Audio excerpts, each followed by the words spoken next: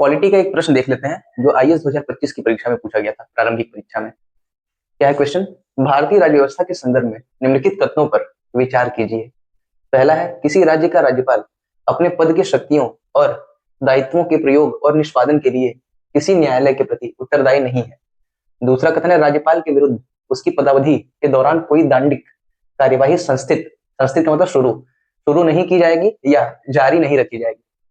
तीसरा कथन है, किसी राज्य विधानमंडल के सदस्य सदन के अंदर कही गई किसी भी बात के लिए किसी भी न्यायालय में कार्यवाही के लिए दायी नहीं है। दायी मतलब उत्तरदायी समझिए। उपर्युक्त कथनों में कौन कौन से सही हैं?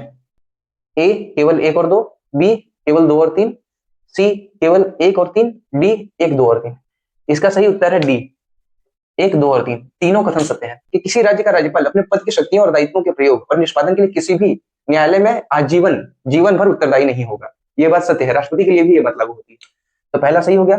दूसरा, राज्यपाल के विरुद्ध उसकी पदावधि के दौरान कोई दंडिक कार्यवाही संस्थित नहीं की जाएगी या जारी नहीं रखी जाएगी। ये बात सत्य है। अगर पहले से कोई कार्यवाही चल रही है तो वो जारी नहीं रहेगा, है ना, वो समाप्त हो जाएगा। ये बात भी सत्य है।